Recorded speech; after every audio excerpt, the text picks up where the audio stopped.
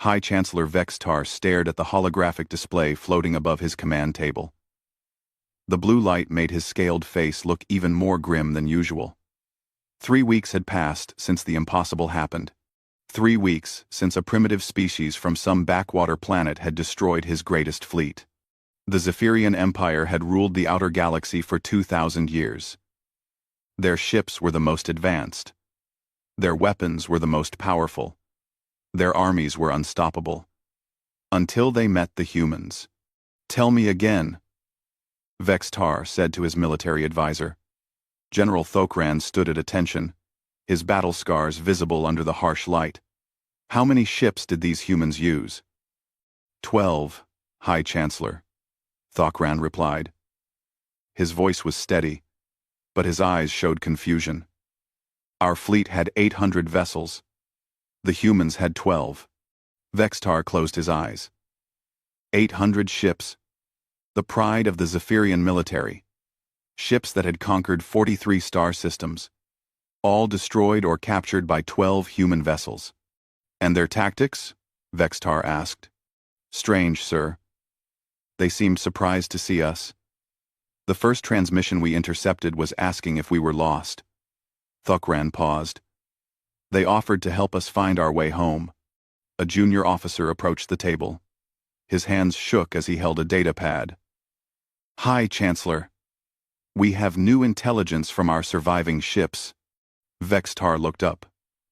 "What intelligence?" "The human communications, sir. We recorded everything before the battle." The officer swallowed hard. "The translations are complete. Show me." The hologram changed. Now it showed text in Zephyrian script.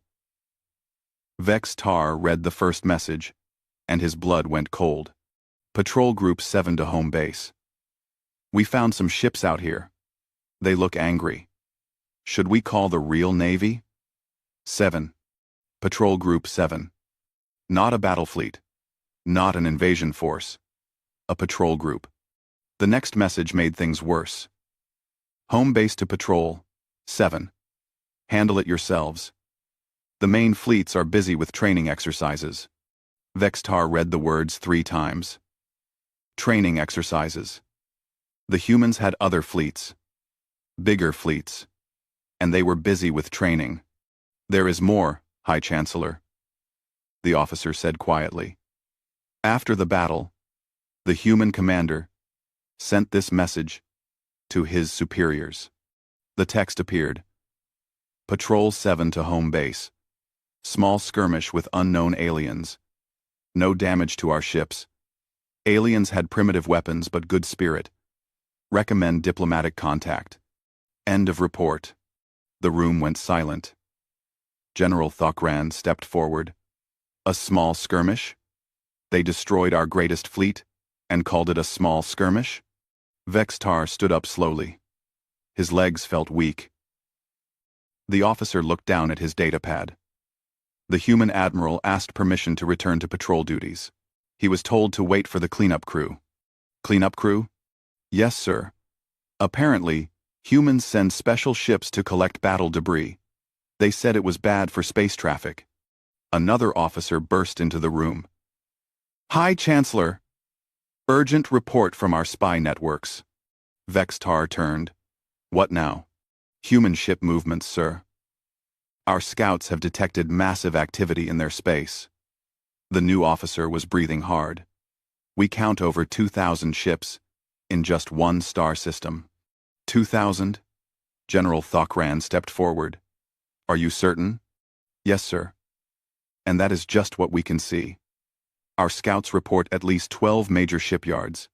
Each one is building hundreds of vessels." Vextar sat back down. His mind struggled to process this information. The humans had not sent their military to destroy his fleet. They had sent a patrol group. A small patrol group that was bored and looking for something to do. "Sir," another voice called. It was his intelligence chief, Commander Ziltok. "We have intercepted more human communications." "More bad news?" "I am afraid so, sir. The humans are discussing what to do about us." Ziltok activated his own hologram. They are debating whether to send a diplomatic mission or simply ignore us. Ignore us? Yes, sir, one human official said, and I quote, "They seem harmless enough. Maybe they learned their lesson." Idea. Vex's Tar looked around the room. His most trusted advisors all wore the same expression of shock and fear. The Zephyrian Empire, terror of the outer galaxy, was considered harmless by these humans.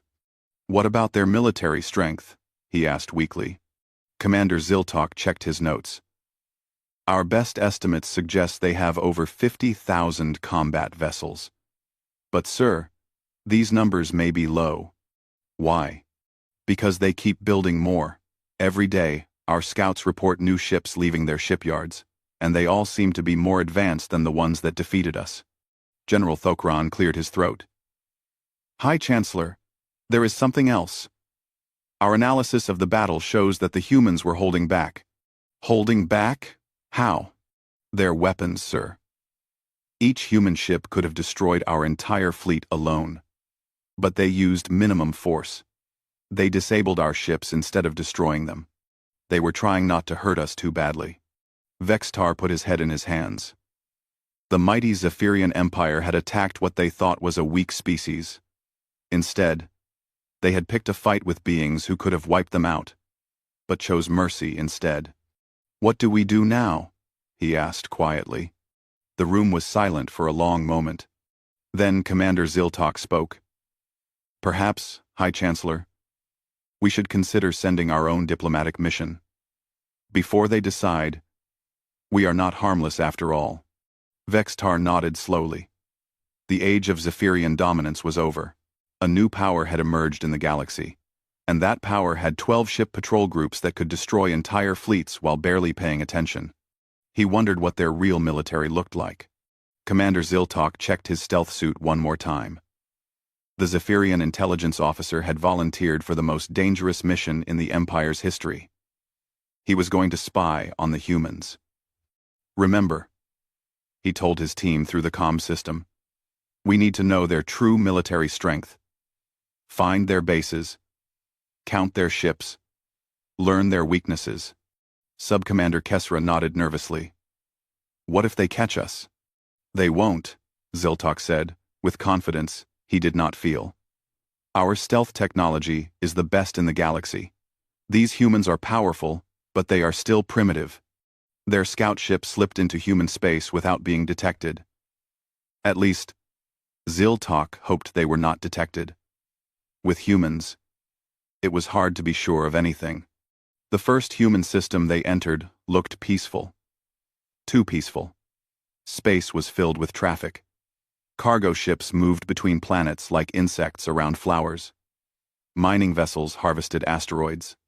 Everything looked normal and civilian. Where are the military ships? Kesra asked. Ziltok studied his scanners. I see some patrol craft. Nothing major. Maybe their fleet is based deeper in their space. They followed the shipping lanes toward what looked like a major planet. The traffic grew heavier. Then, Ziltok saw something that made his heart stop. Those are not cargo ships, he whispered. What he had thought were civilian vessels were actually warships. Huge warships. Each one was larger than a Zephyrian battlecruiser, and they were everywhere. Hundreds of them, moving casually through space like they owned it. Sir, Kesra pointed at his screen.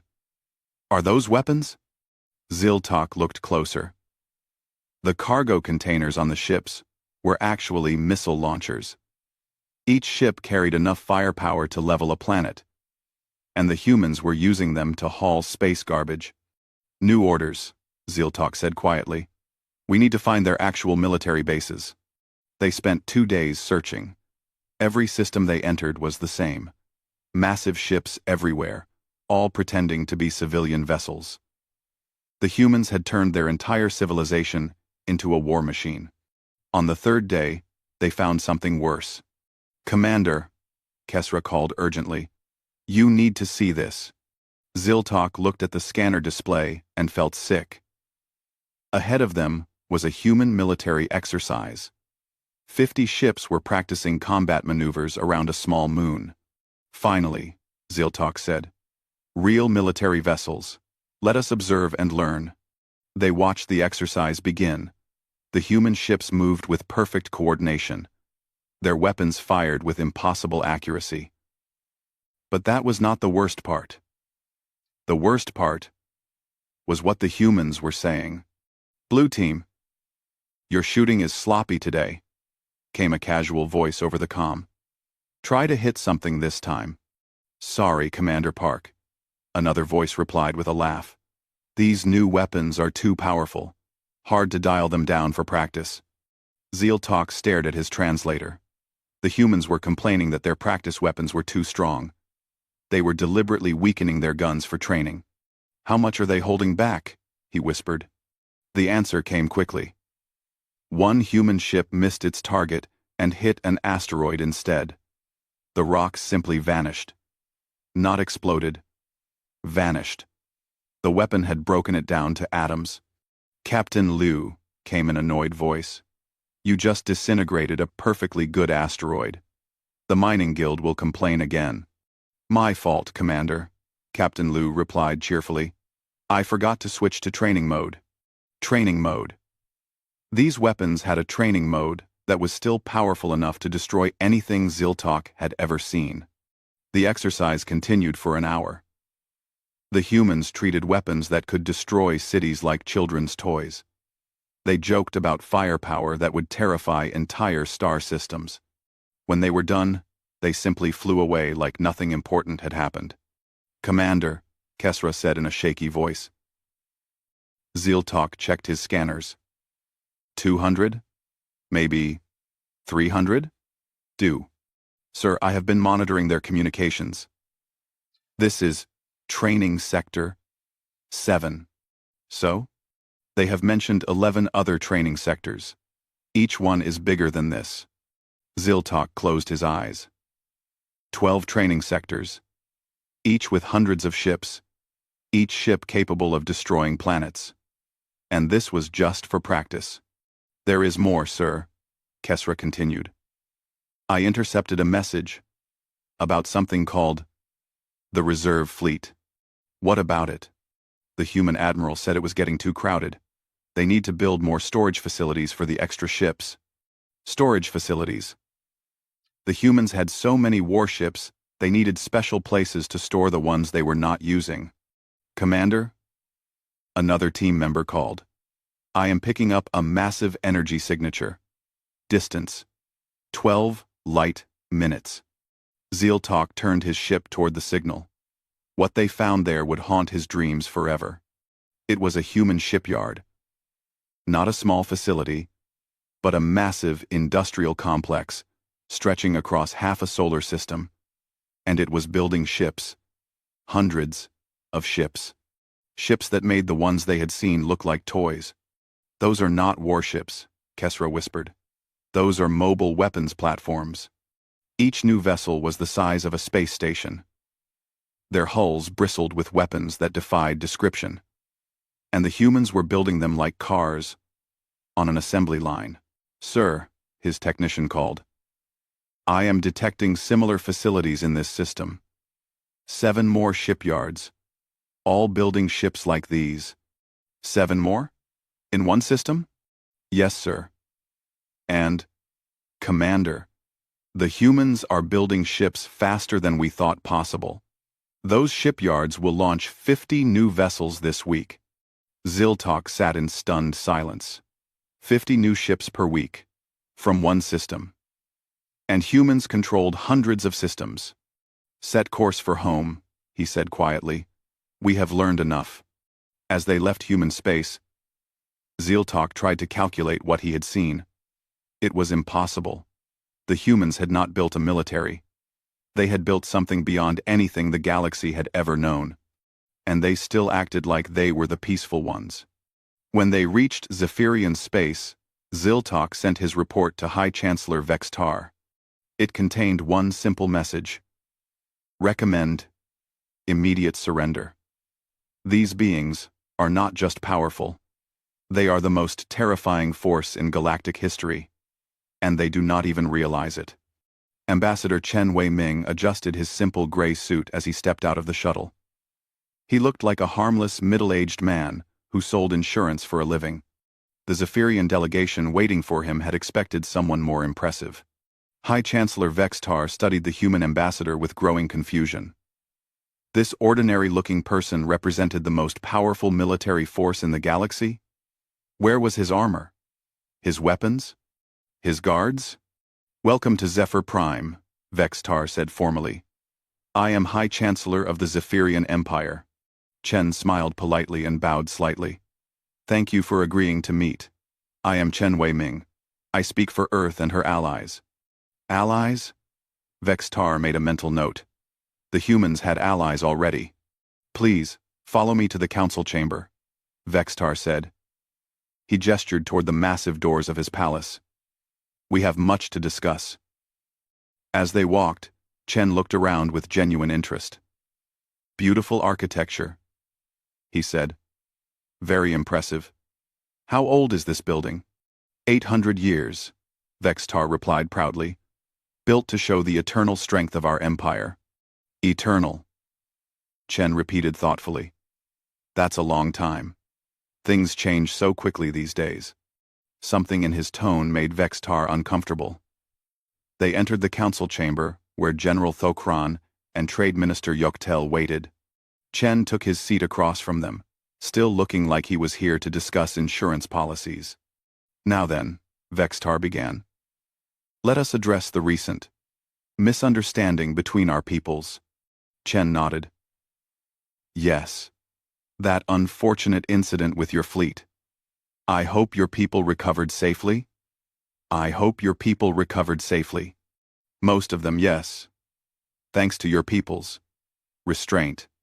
"Well, there was no need for unnecessary violence," Chen said mildly. "Your ships were clearly lost. Happens to everyone sometimes." Vextar blinked. Lost? The pride of the Zephyrian military had been lost? "Perhaps we should discuss terms," General Thokran interjected. "Our empire is vast and powerful. We control 43 star systems." Chen pulled out a small tablet and touched the screen. 41 systems, actually. You lost 2 more last week to local rebellions." The room went silent. Thokran leaned forward. "How do you know about that?" "Those reports are classified." Chen looked up from his tablet with mild surprise. "Oh, we keep track of what happens in the neighborhood. Helps prevent misunderstandings like the one we just had." Vextar felt cold sweat on his scales. "What kind of tracking?" "Nothing invasive," Chen assured him. "We just monitor communications, ship movements, military deployments, standard security measures. We learned early that it's better to know what's happening before problems start." Trade Minister Yoktel spoke up nervously. "You monitor our communications? All of them?" "Not all," Chen said. "Just military and government channels, and shipping manifests, and economic data. The usual things." He paused. "Oh, and we track all your ship movements, of course. Can't be too careful." General Thokran slammed his fist on the table. "That is an act of war, spying on a sovereign empire." Chen looked genuinely confused. "Spying? No, no. This is just basic security monitoring. Every civilization does this, right?" He tilted his head. "You don't monitor your neighbors?" "We..." Thokran started, then stopped. The Zephyrian Empire did spy on other species, but they had never suspected anyone was doing it to them. "Anyway," Chen continued cheerfully, "let's discuss the situation. You attacked our patrol group, which was regrettable. But we understand it was probably a mistake." Vextar tried to regain control. "Our empire spans hundreds of light years. We command millions of soldiers. We are not some minor power to be dismissed." Chen nodded politely. "Of course not. Your empire is quite impressive. Or rather, it was." He touched his tablet again. "According to our most recent intelligence, You're down to about 38 systems now. 3 more rebellions started yesterday. Impossible, Vextar whispered. Oh yes, Chen said, consulting his tablet. The Corvin system declared independence this morning. The Felix worlds are in open revolt, and the Theta sector just stopped answering your messages entirely. He looked up. We should probably discuss terms quickly before you lose any more territory. General Thokran stood up angrily. You are behind these rebellions. You are destroying our empire. Chen looked shocked. Us? No. We would never interfere in internal politics. These are your people, choosing freedom. We, just, keep track of when it happens. Trade Minister Yoktel leaned forward desperately. What do you want? What are your terms? Chen set down his tablet and became serious for the first time. We want peace. Complete withdrawal from human space. No more attacks on anyone. And reparations for the inconvenience you caused our patrol group. Reparations? Vextar laughed bitterly. We are the ones who lost 800 ships. Yes, but our people had to clean up the debris, Chen explained patiently.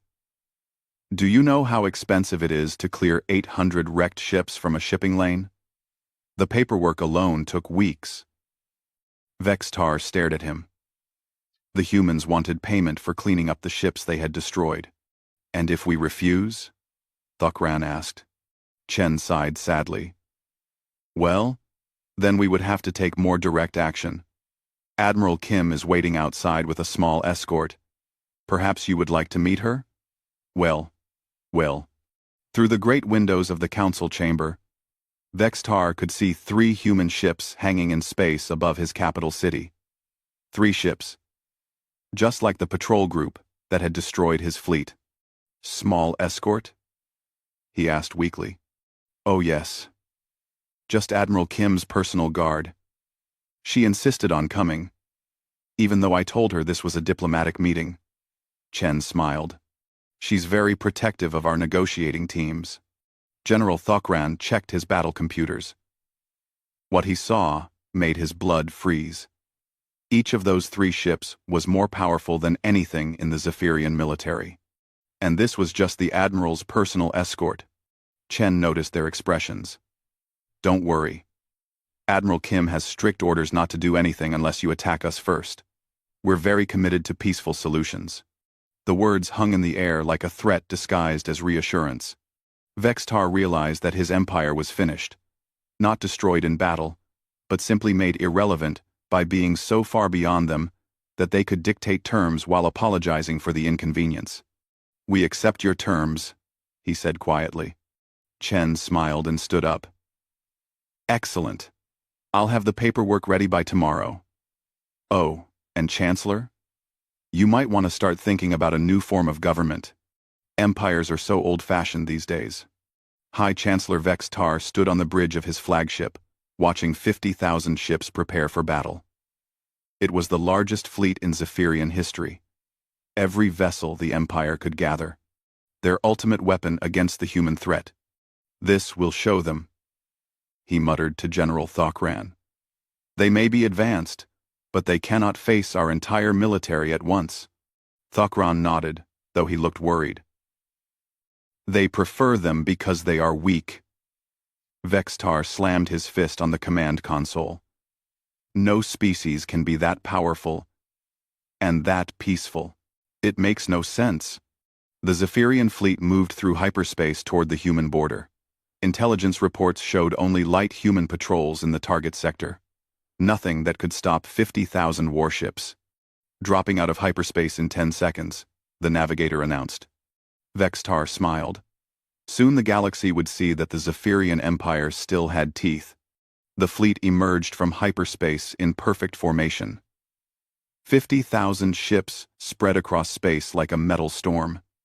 Vextar looked at the tactical display and felt confident for the first time in weeks. Then the human ships appeared. They came out of nowhere.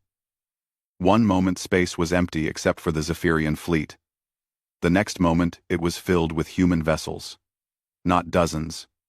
Not hundreds. Thousands upon thousands of ships materialized around the Zephyrians, like ghosts becoming solid. "Sir," the sensor officer said in a shaky voice, "I count 200,000 human vessels. 200,000. 4 times the size of the Zephyrian fleet.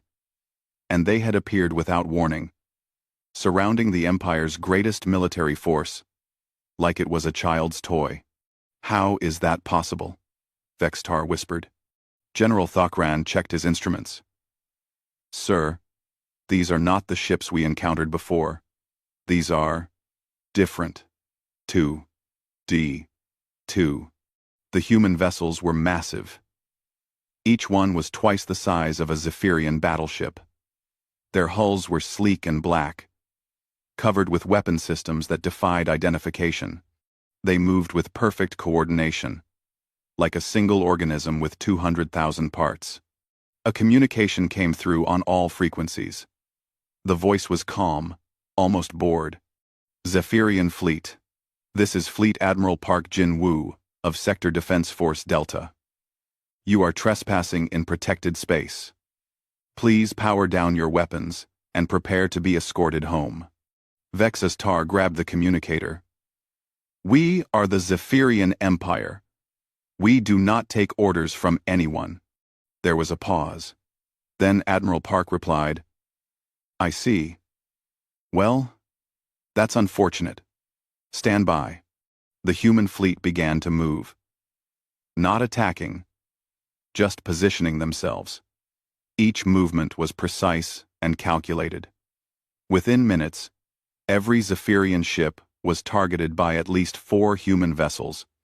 "Sir," the weapons officer called out, "their targeting systems have locked onto us. All of us. Simultaneously." Vex Tar stared at the tactical display. Every ship in his fleet was caught in multiple targeting beams. The coordination required for such an action was impossible. No fleet could move that precisely. "Fire at will," Vex Tar screamed. "All ships attack." The Zephyrian fleet opened fire with everything they had. Thousands of missiles streaked toward the human ships. Energy beams cut through space. Every weapon the Empire possessed was unleashed at once. The humans did not even bother to dodge. The missiles struck human shields and simply vanished. The energy beams hit their hulls and scattered harmlessly.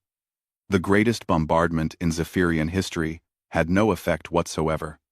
Admiral Park's voice came through again, still sounding bored. "Are you finished? Good. Now observe." One human ship fired a single shot. Just one. The energy beam reached out across space and touched a small asteroid floating nearby. The rock disappeared. Not destroyed, not broken apart. Simply gone, as if it had never existed. "That was our lowest power setting," Admiral Park explained conversationally. "Each of our vessels carries approximately 4,000 weapons of that type. We also have larger ones for special occasions." Vex Tar felt his legs give out. He sank into his command chair, staring at the display. Each human ship could erase his entire fleet with a single volley. And there were 200,000 of them. "Surrender," General Thokran whispered. "Zephyrian Fleet," Admiral Park continued. "You will now power down all weapons and engines. Any ship that fails to comply will be disabled. Any ship that continues to resist will be destroyed. You have 30 seconds. Vex Tar reached for the fleet communication system with trembling hands. "All ships, power down immediately. Surrender to human forces." 10. The order went out across the fleet. Within moments, 50,000 Zephyrian ships went dark. The greatest military force in their history had surrendered without landing a single blow. A human shuttle approached Vex Tar's flagship. Admiral Park himself came aboard, escorted by 2 humans in simple uniforms. He was a small, quiet man who looked like a teacher or librarian. "Chancellor Vex Tar," Park said politely as he entered the bridge. "I am sorry this was necessary. We had hoped you would accept Ambassador Chen's terms. Your fleet, Vextar said weakly. 200,000 ships. Where did they come from? Park looked genuinely surprised. Fleet? Oh, this is not a fleet. This is Sector Defense Force Delta. We have 12 such forces, plus the Strategic Reserve. 12? Yes. We keep them stationed around human space for routine patrol duties. Sector Defense Force Alpha is actually larger than Delta, but they were busy with training exercises. Vextar stared at him. Training exercises? You have larger forces doing training exercises? Well, yes. How else would our crews stay sharp? Park checked a small device on his wrist. Speaking of which, I need to get these ships back to their patrol routes. We have a schedule to maintain. General Thokran stepped forward. Admiral, how many ships does humanity possess? Park thought for a moment. Active vessels? Perhaps 2 million. But we are always building more. Space is dangerous, and we like to be prepared. 2 million ships. The number was beyond comprehension.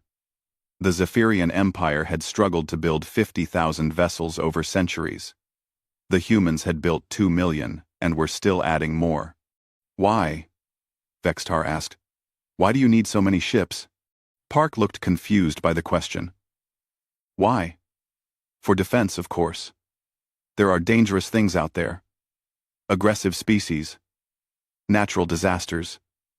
Rogue planets. We learned long ago that it is better to be overprepared than underprepared. But you could conquer the entire galaxy with such a force. Conquer? Park shook his head. We do not want to conquer anyone. We just want to be safe. And now that we have met you, we want to make sure you are safe too. He gestured toward the human fleet surrounding them. These ships will escort you home. We will help you rebuild your government. Create something more stable and peaceful. The galaxy is big enough for everyone, but only if everyone behaves. Vextar looked out at the human ships. Dark and silent. They waited with infinite patience. 200,000 vessels that could destroy star systems, commanded by a man who spoke of safety and peace. What have we done? He whispered. Admiral Park heard him and smiled sadly. You picked a fight with the wrong neighbors, Chancellor. But do not worry. We are very good at helping people recover from their mistakes. 6 months later, former High Chancellor Vextar stood in what had once been his throne room. Now it was a simple office, where he worked as the elected leader of the Zephyrian Republic. The change still felt strange, but he was learning to accept it. A gentle knock came at his door. Ambassador Chen Wai-Ming entered, carrying a steaming cup of something that smelled wonderful. A blend from Earth that I think you might enjoy. Vextar accepted the cup gratefully. In the months since humanity had taken charge of galactic affairs, he had grown to appreciate their small kindnesses. Thank you, Ambassador. Please, sit. Chen settled into a chair across from Vextar's desk. Through the window, they could see the construction crews working on the new city center. Human engineering teams worked alongside Zephyrian workers, building schools and hospitals where military bases had once stood. The Galactic Cooperation Council meeting is next week, Chen said. Are you prepared for your speech? Vextar nodded. I have been practicing.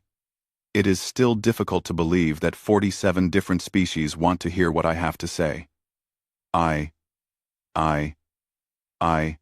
49 now, Chen corrected gently. The Altarians and the Centauri Union both requested membership yesterday.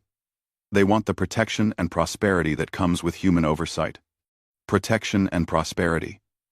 6 months ago, those words would have made Vextar angry. Now he understood their true meaning. The galaxy had never been more peaceful or more prosperous than under human guidance. How do you do it? Vextar asked. How do you manage so many different species? So many conflicting interests?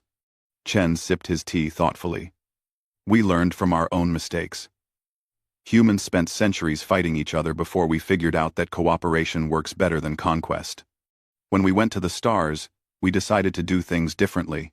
But your military power is necessary for peace, Chen finished. We learned that bullies only understand strength, but we also learned that strength without wisdom leads to tyranny.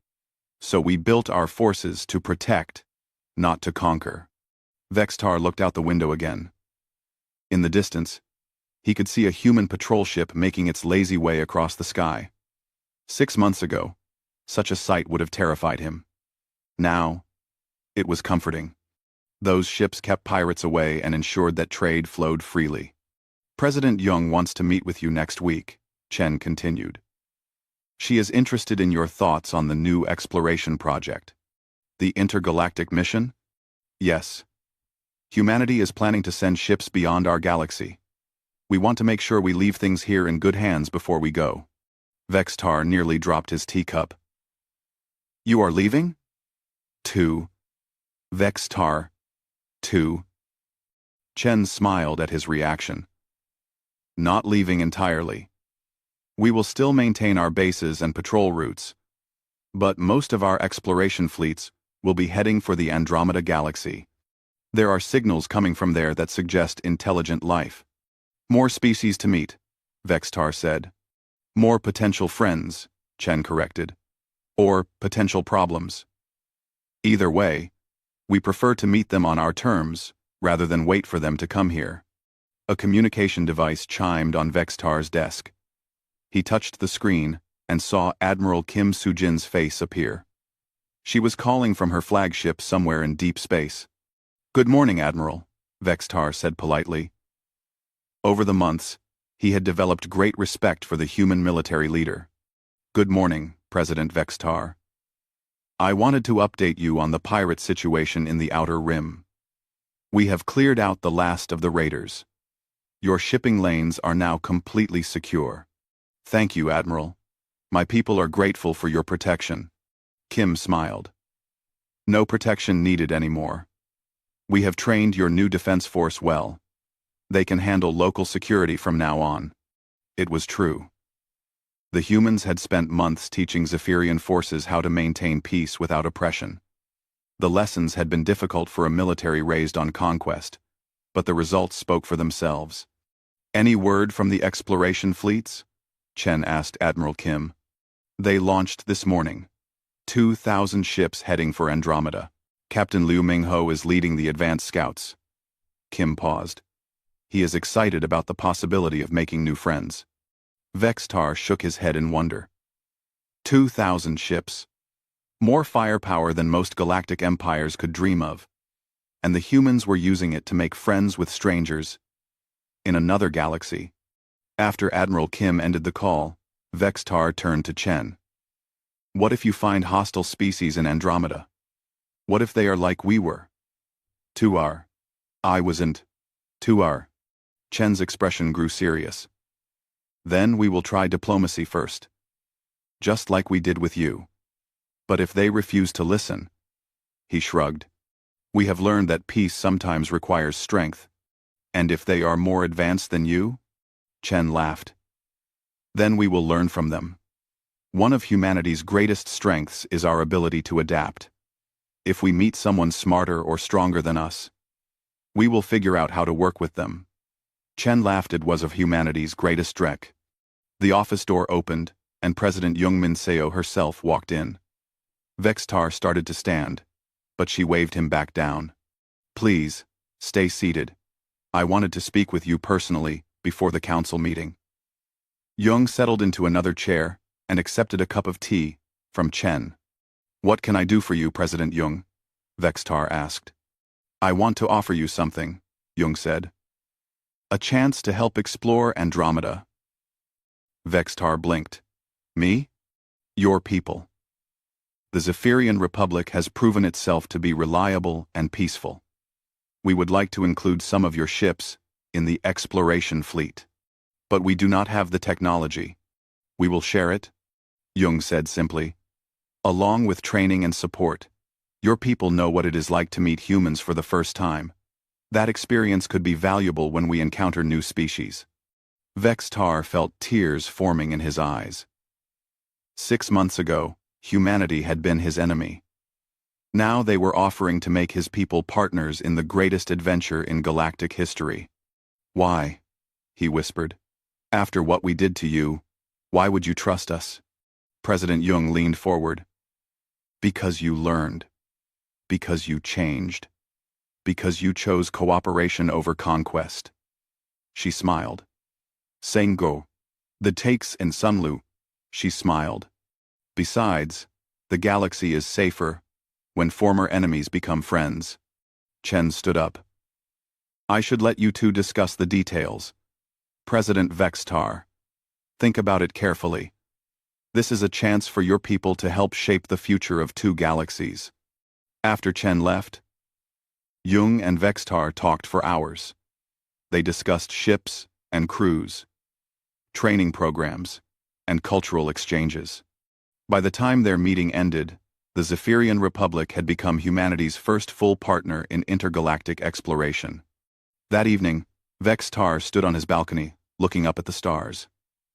Somewhere out there, human ships were already crossing the void between galaxies. Soon, Zephyrian ships would join them.